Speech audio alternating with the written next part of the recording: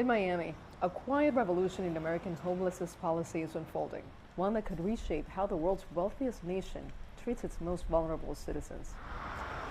This is Hideaway Bay, a renovated motel turned shelter opened in April. When fully remodeled, it will house 107 residents, including formerly homeless seniors and disabled citizens.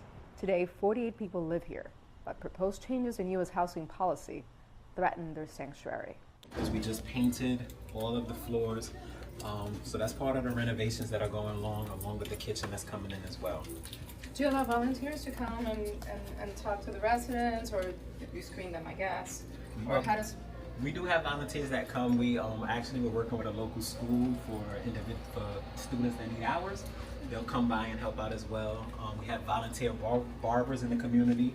The Trump administration's 2026 budget calls for a nearly 45% cut to the Department of Housing and Urban Development, $33 billion wiped from existing programs. At the heart of the change, dismantling Housing First, a policy that prioritizes permanent homes for the homeless, replacing it with temporary shelters limited to just 2 years. Because I could no longer afford my rent went up, and I became homeless because I didn't have an income enough to pay the rent.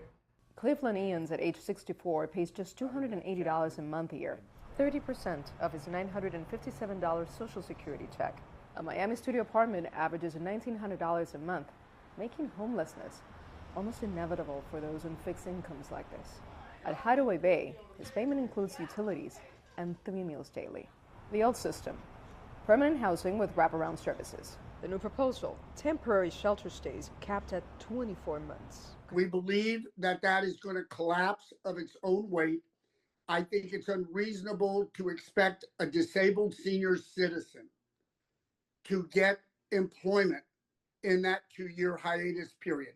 Ians, disabled since 1990, says finding work within 2 years would be impossible. That's going to create a hardship that might make the situation worse, because some people might have to resort to breaking the law just to try to survive.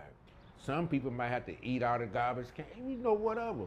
The Homeless Trust, a county agency focused on limiting homelessness, estimates that Miami pays $80 a day for each of its permanent housing units, many of which house multiple people. Compare that to the cost of housing a single person in jail, costing $300 a day, while a hospital stays runs over $2,200 a day per person. Here's what I can tell you. We got between a 94 and a 96% success rate when we place somebody in permanent supportive housing. You can argue whatever you want to argue about something not working. Show me your evidence that it doesn't. The cuts would affect over 300,000 disabled Americans in permanent supportive housing nationwide. The Trump administration argues the cuts will redirect resources toward mental health and addiction treatment and restoring public order.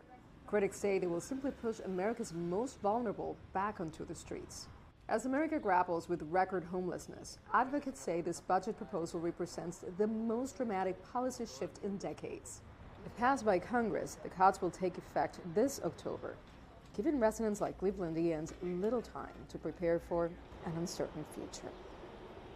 Nitza, Soledad, Perez, CGTN, Miami.